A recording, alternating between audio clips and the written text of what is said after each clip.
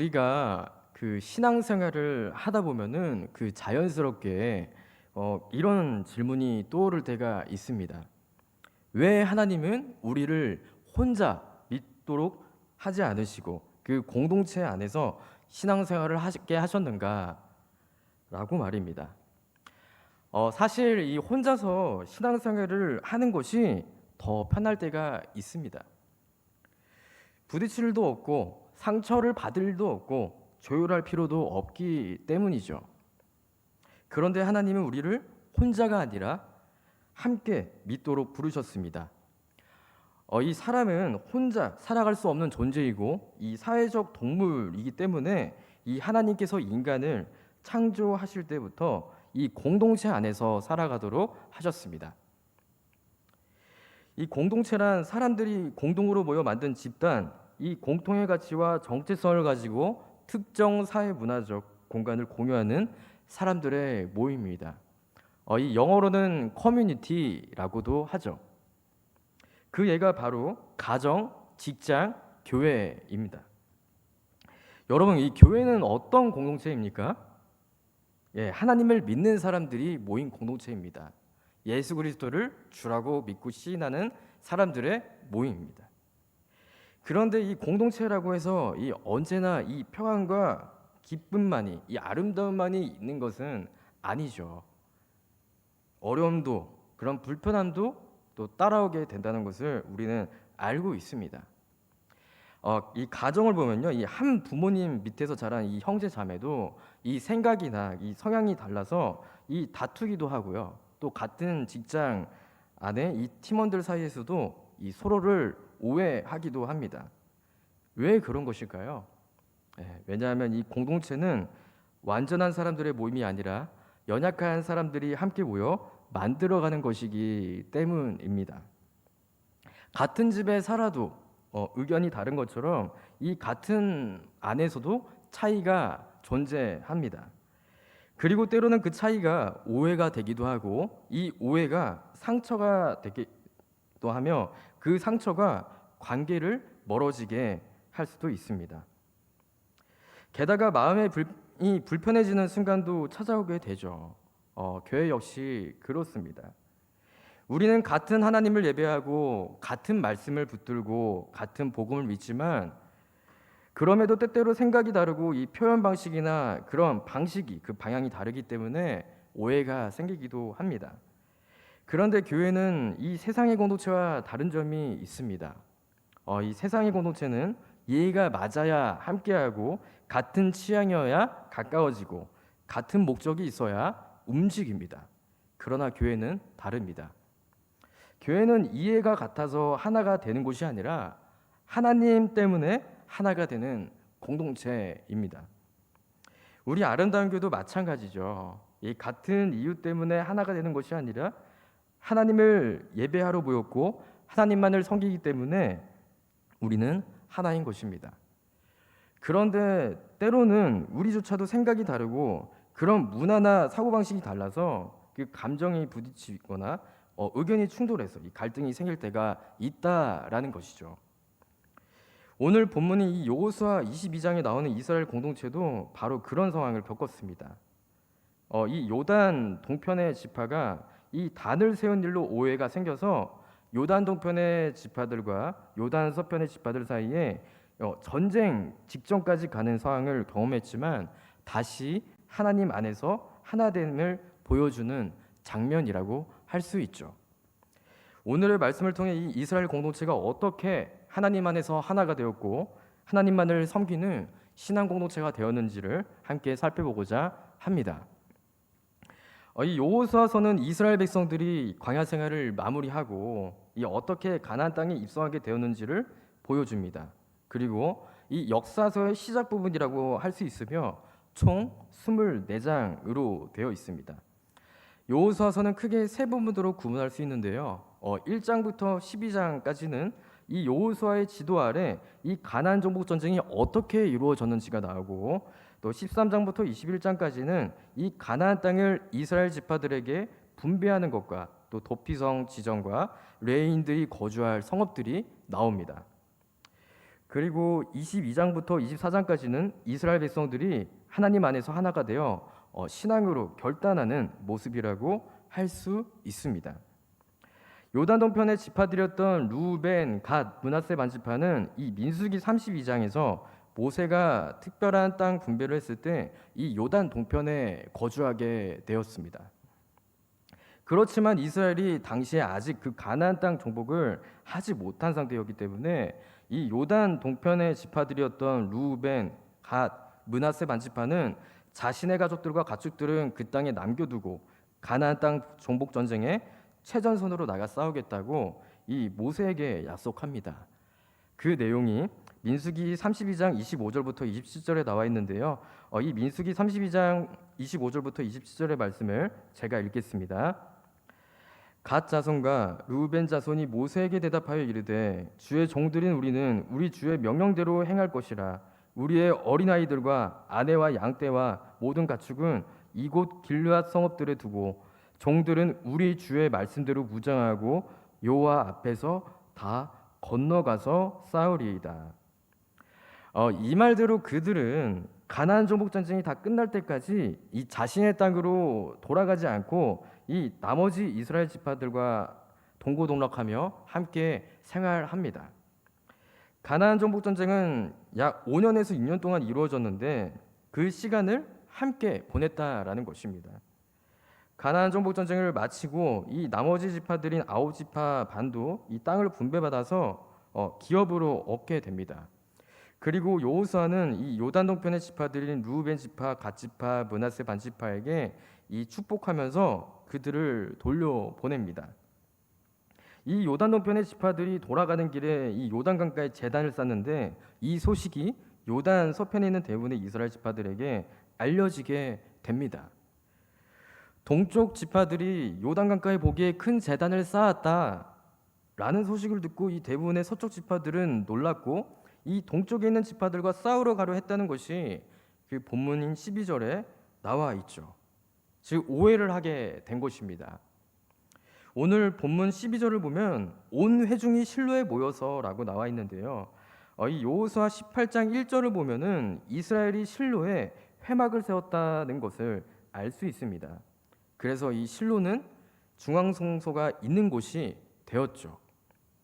그 성소가 있기 때문에 이 대부분의 이스라엘 지파들이 그 요단 서편의 지파들의 입장에서 보면은 이 요단 동편의 지파들은 그들 마음대로 스스로 다른 제단을 지어서는 안 되는 것이었습니다. 이 서쪽 지파들에게 있어서 여호수아가 동쪽의 지파들을 되돌려 보내자마자 그들이 요단가에 제단을 세운 일이 마치 하나님의 계명을 어긴 것처럼 보여졌다라는 것입니다. 그래서 그들은 이스라엘 공동체에 해로움을 가져올 것이라고 여겼고 요단 동편의 지파들이 왜 제단을 쌓았는지 그들의 의중을 파악하려 합니다.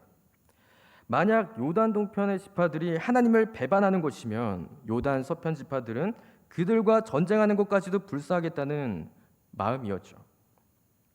이스라엘 공동체의 하나됨이 이어받는 순간이었고 자칫 잘못하면 내전이 벌어질 수도 있는 일촉즉발의 상황이었습니다. 여러분, 이 오해가 생겼을 때 가장 위험한 것은요, 이 단정 짓는 것입니다. 틀림없이 저들은 하나님을 떠났다, 그들은 이미 선을 넘었다라는 게 단정 짓는 것이죠. 요단 서편의 지파들도 처음엔 그렇게 판단을 했습니다. 그래서 그들은 전쟁을 준비하려고까지 했습니다. 그런데 다행히도 이스라엘 백성들은 그런 감정에 휩싸이거나 동요가 되어서 전쟁을 하려 하기보다 한 무리의 사람들을 파송하게 됩니다.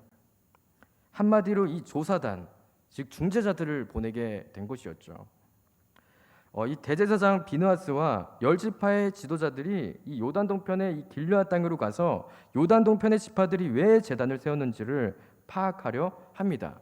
그리고 그들은 루벤 지파, 갓 지파, 므낫세 반 지파에게 가서 이 제단을 왜 쌓았는지를 묻습니다.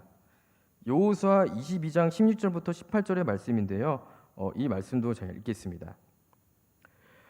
여호와의 온 회중이 말하기를 너희가 어찌하여 이스라엘 하나님께 범죄하여 오늘 여호와를 따르는 데서 돌아서서 너희를 위하여 제단을 쌓아 너희가 오늘 여호와께 거역하고자 하느냐. 부올의 죄악으로 말미암아 여호와의 회중에 재앙이 내렸으나 오늘까지 우리가 그 죄에서 정결함을 받지 못하였거늘 그 죄악이 우리에게 부족하여서 오늘 너희가 돌이켜 여호와를 따르지 아니하려고 하느냐. 너희가 오늘 여호와를 배역하면 내일은 그가 이스라엘 온 회중에게 진노하시리라.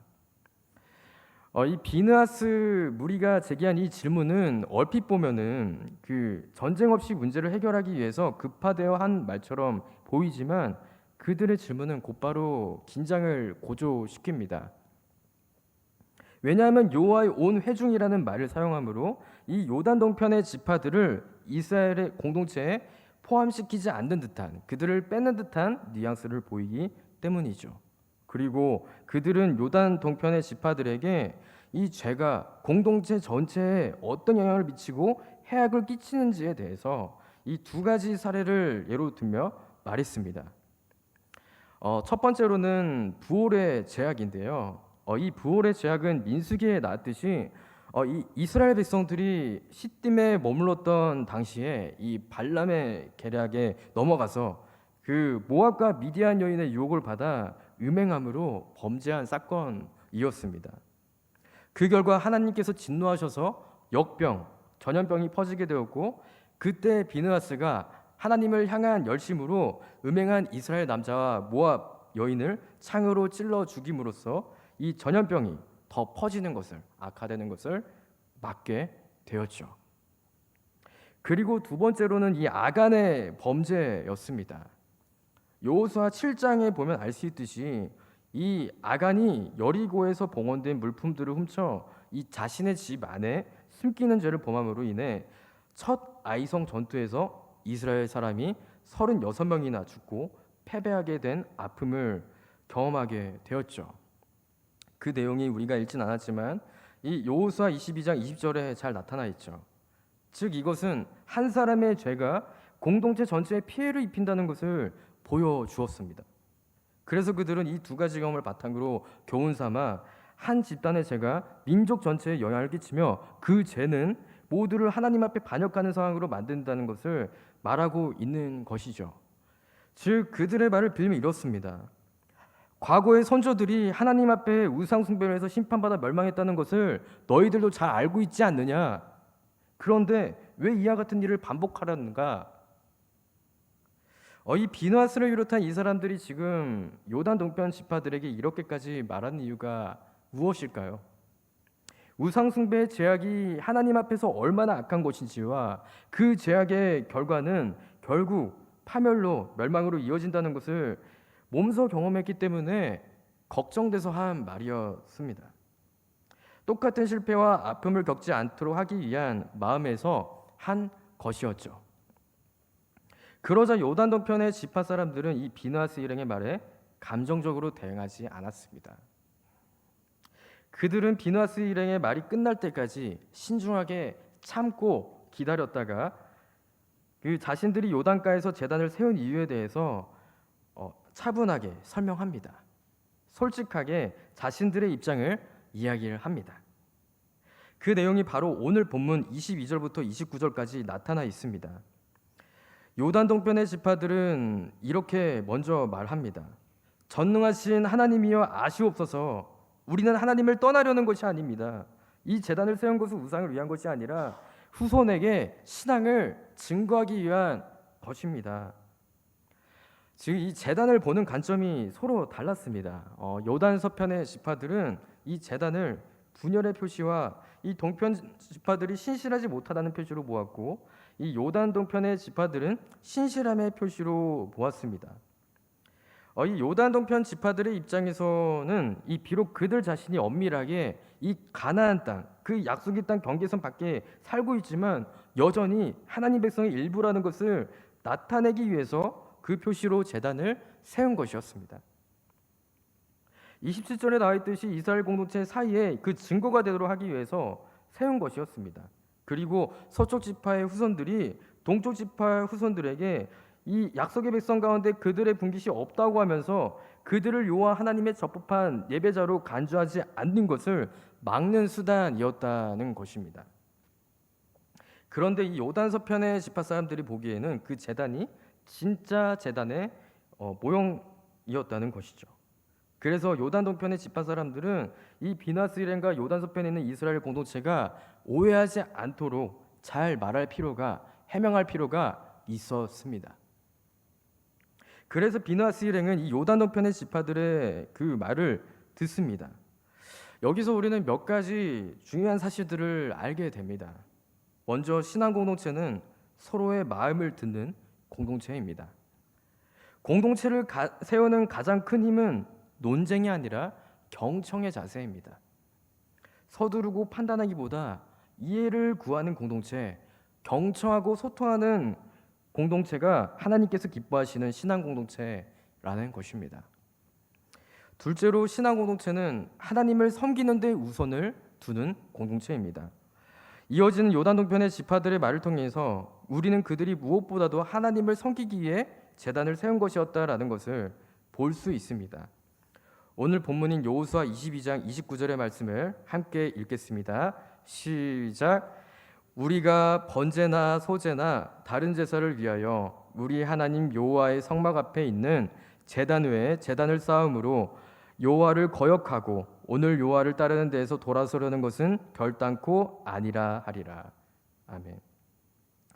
이 요단 동편의 지파의 이 말은 절대로 여호와 하나님께 반역하지 않겠다는 신앙적 결단이었습니다. 그들이 제단을 만든 목적은 새로운 예배 방식이 아니라 신앙의 본질을 다음 세대에게 전하기 위한 것이었습니다. 즉 신앙 전수를 하기 위한 것이었습니다. 요단 동편 지파 사람들의 목적은 분명했습니다. 우리를 기억하게 하지 말고 하나님을 기억하게 하자. 우리의 신앙이 끊기지 않도록 하자. 라는 마음으로 오직 한 분이신 하나님만을 섬기도록 하기 위해서였습니다. 그래서 그들 자신뿐만이 아니라 그들의 후손들이 하나님을 잊지 않도록 하나님을 계속 섬기며 예배할 수 있도록 제단을 세운 것이었습니다. 이 말을 듣고 이 제사장 비느하스와 이스라엘의 지도자들이 좋게 여겼고 이 요단 동편의 지파들에게 하나님께서 우리와 함께 계신 줄을 안다. 너희가 죄를 여호와 하나님께 범하지 아니하였고 이스라엘 자손을 여호와의 손에서 건져내었다라고 말하며 이 길르앗 땅에서 가나안 땅, 즉 이스라엘 자손에게 돌아와 그들에게 그대로 보고를 합니다. 그리고 그 일이 이스라엘 자손을 즐겁게 했다고 33절에 나오죠. 여호수아 22장 33절 중반절부터 34절의 말씀을 함께 읽겠습니다. 이스라엘 자손이 하나님을 찬송하고 르우벤 자손과 갓 자손이 거주하는 땅에 가서 싸워 그것을 멸하자 하는 말을 다시는 하지 아니하였더라. 르우벤 자손과 갓 자손이 그 제단을 에시라 불렀으니 우리 사이에 이 제단은 여호와께서 하나님이 되시는 증거라 함이었더라. 아멘. 이제 오해는 풀렸고 이 갈등은 해결되었고 이스라엘은 하나가 됩니다. 그리고 하나님을 찬송하며 기뻐합니다. 무엇이 이스라엘 공동체를 하나 될 수 있도록 한 것입니까? 네, 그렇습니다. 바로 하나님이 우리의 하나님이 되신다는 그 믿음의 고백이 이스라엘 공동체를 하나 될 수 있도록 한 것입니다. 이 마지막 부분에 보면 이 요단의 동편 지파들은 그 세운 제단의 이름을 에드라고 불렀습니다. 이 에드는 여호와께서 하나님이 되신다는 증거라는 의미입니다. 그런 의미로 세운 제단이었습니다. 여기서 우리가 세 번째로 알 수 있는 점이 또 있습니다. 신앙 공동체는 결국 하나됨을 선택하고 지켜가는 공동체라는 것입니다. 요단강이 아무리 장애물처럼 보여도 하나님께서는 동쪽의 지파들과 서쪽의 지파들을 가르지 아니하셨습니다. 그들이 분열하여 싸우지 않게 하셨고 하나가 될 수 있도록 그들에게 듣는 마음과 하나님을 우선하는 마음, 하나 되는 마음을 주신 것입니다. 그렇다면 하나님께서 이스라엘 공동체에게 어떻게 그런 마음을 주셨고 그들과 함께 하셨던 것이었을까요? 여호수아 약속과 백성이라는 책에서 이 데이비드 퍼스는 이렇게 말했습니다. 그러면 하나님은 그분의 백성 사이에서 어떻게 임재하셨는가? 하나됨이 무엇을 의미하는지에 대해 실제로 서로 다른 인식을 갖고 있었음에도 불구하고 그들의 근원적 목적은 같다는 것을 발견했을 때 하나님은 그들 가운데 임재하셨다. 그들은 하나님 안에서 하나였다. 그리고 그들이 상대방이 생각하는 그 말의 의미가 무엇인지 시간을 들여 발견했을 때 그들은 그들 가운데 계신 야훼 임재하심의 실상 역시 발견했다. 이스라엘 공동체는 서로에 대해서 오해를 했었습니다. 그렇지만 그들은 판단보다 이해를, 말하기보다는 경청을 하였습니다. 그리고 자신들의 목적이 하나님을 예배하기 위한 것임을 분명히 하였고 하나님만을 섬기는 공동체라는 사실, 그 정체성을 가지고 있었습니다. 그래서 분열하거나 전쟁을 하는 것이 아니라 화해하고 사랑함으로 하나됨을 지킬 수 있었습니다. 여러분, 하나님께서 보시기에 이 얼마나 아름다운 모습이었겠습니까? 이것은 이스라엘 민족뿐만 아니라 오늘 이 자리에 모인 우리 아름다운 교회도 마찬가지일 것입니다. 우리가 교회에 모여서 이 성전에서 예배를 드리고 찬양을 하고 봉사를 하거나 또 여러 모임들을 가집니다.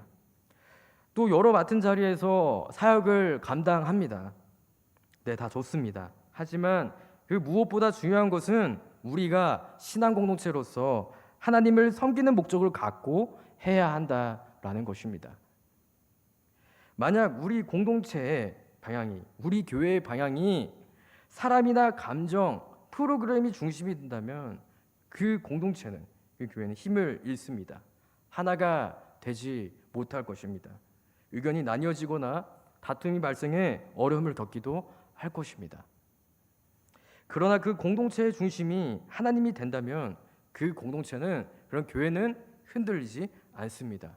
절대로 무너지지 않습니다. 신앙 공동체로서 바로 서게 되고 하나님의 역사가 나타나게 되는 것입니다. 여러분, 결국 신앙 공동체의 목적은 하나입니다. 예배당이 크건 작건, 사람이 많건 적건 어떤 방식으로 예배를 드리냐가 아니라 하나님이 우리의 하나님 되신다는 고백으로 하나 되는 것, 하나님만을 섬기는 것, 그것이 진짜 교회이고 신앙 공동체입니다. 가정, 직장이나 일터, 교회도 마찬가지로 다양한 사람들이 모인 곳입니다.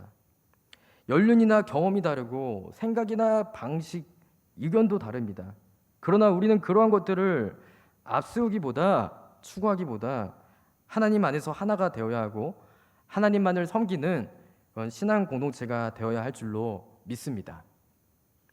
사도 바울은 이 에베소 교회 사람들에게 편지를 적으면서 이 하나님을 믿는 모든 그리스도인들이 이 그리스도 안에서 하나가 될 것을 강조했습니다. 이 교회가 하나가 되어야 하는 이 당위성과 그 근거에 대해 이 바울은 성령이 하나 되게 하셨다는 것을 말하고 있습니다. 에베소서 4장 3절과 4절의 말씀인데요. 이 말씀을 함께 읽겠습니다. 평안에 매는 줄로 성령이 하나 되게 하신 것을 힘써 지키라. 몸이 하나요 성령도 한 분이시니 이와 같이 너희가 부르심의 한 소망 안에서 부르심을 받았느니라. 아멘. 이 말씀처럼 이 교회 공동체의 연합과 일치를 이룰 수 있는 가장 강력한 것은, 가장 강력한 힘은 평안에 매는 줄입니다. 이 평안에 매는 줄은 그 어떤 강력한 리더십이나 힘이 아니라 하나님께서 주시는 평안입니다. 이 평안이라는 줄로 서로 연결되어야 한다는 것이죠. 이 평안이라는 말은 헬라어로 에이레네, 또 히브리어로는 샬롬이라고도 합니다. 이 샬롬, 하나님의 평안이 서로 다른 지체를 하나의 몸으로 연결해주고 또 서로 다른 성도 사이를 하나로 묶어주는 그런 중요한 역할을 한다는 말씀입니다. 신앙 공동체인 교회를 하나 되게 하시는 분은 성령이시니 힘써 지키라고 주님께서 말씀하십니다. 한번 애써보고 마는 것이 아니라 지속적으로 끊임없이 힘써야 한다는 것입니다. 그만큼 교회의 하나됨이 어렵기 때문입니다. 사실 이 하나됨을 이룬다는 것은요, 우리의 힘으로는 할 수 없는 일입니다. 오직 하나님만이 하실 수 있는 일입니다. 여러분, 이 에베소 교회 성도들, 또 빌립보 교회 성도들을 비롯한 이 이방인들이 어떻게 그리스도인이 되었습니까? 어떻게 그들이 하나님의 백성이 되었습니까? 바로 성령님께서 하신 것입니다. 가나안 땅과는 좀 멀리 떨어져 있었던 이 요단 동편의 지파들과 나머지 이스라엘 지파들이 하나가 되었던 것도 성령님께서 하신 일입니다. 이스라엘 공동체가 신앙으로 하나가 되어 돈독해지게 된 것도, 하나님을 찬송하게 된 것도 성령님께서 하신 일입니다. 하나 되게 하신 것을 굳게 지켰기에 그들은 듣는 공동체가 되었고, 하나님을 우선하는 공동체가 되었고, 하나됨을 지키는 신앙 공동체가 되었습니다. 하나님께서 이런 이스라엘의 모습을 보시고 기뻐하셨을 것입니다. 사랑하는 아름다운 교회 성도님들 여러분, 이제 말씀을 마무리하겠습니다. 하나님은 우리 공동체를 통해 영광 받기를 원하십니다. 우리 아름다운 교회가 하나님만을 섬기고 하나님으로 인해 기뻐하는 공동체가 되기를 원하십니다. 우리를 통해 예수 그리스도의 복음과 사랑이 흘러가고 예수님의 향기를 드러내기를 바라십니다. 우리가 교회에서 신앙생활을 하다 보면 늘 평안과 기쁨이 있는 것은 아니라는 순간을 경험할 수 있습니다. 때로는 이 나와 그 생각이나 의견이 달라서 그런 사람을 보면은 마음이 어려워지기도 하고, 또 다툼이나 충돌로 인해서 힘들어지고 불편함을 느끼기도 할 것입니다. 그럴 때 우리는 그 사람을 탓하거나 입술로 불평불만을 쏟아내기보다 하나님께 나아가는 사람들이 되어야 하지 않겠습니까? 히브리서 10장 24절의 말씀입니다. 서로 돌아보아 사랑과 선행을 격려하며. 아멘. 여러분, 이 하나님께서는 우리를 영적 공동체, 하나님을 섬길 수 있도록 신앙 공동체로 부르셨습니다. 그래서 우리는 세상 사람들과 똑같이 이해가 맞지 않다고 해서 비판하거나 정죄해서는 안 됩니다. 시시비비를 가리며 옳고 그름을 따져서도 안 될 것입니다. 그렇게 한다면 공동체는 무너집니다. 이건 가슴 아팠던 기억이지만 이 저의 이야기를 좀 잠깐 조심스럽게 하자면요. 이제 그 저희 아버지께서 부교육자로 심우하셨었고, 제가 갓 중학생이었을 때 지금으로부터 약 17년 전에 그 교회에서 문제가 발생했습니다. 그래서 이 교회는 두 개의 파당으로 갈라졌고 다툼과 분열이 일어나서 결국 상처를 받고 떠난 성도님들을 봤었습니다. 당시 그때 저로서는 정말 큰 충격이 아닐 수가 없었습니다. 그때 깨달은 것이 교회도 불완전한 사람들이 모인 공동체이구나 라는 것이었습니다.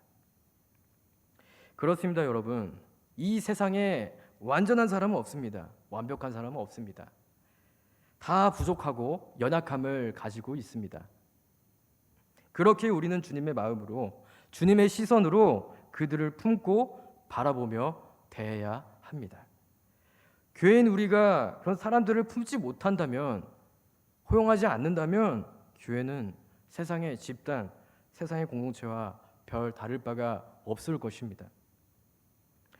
사랑하는 아름다운 교회 성도님들 여러분, 우리가 서로에 대해 이해하고 경청하며 화해하고 사랑하시는 저와 여러분들이 되시기를 소망합니다. 그래서 하나님 안에서 하나가 되어 하나님만을 섬기는 신앙 공동체, 하나님께서 기뻐하시는 영적 공동체가 되시기를 주님의 이름으로 축복합니다. 아멘. 다 같이 기도하시겠습니다.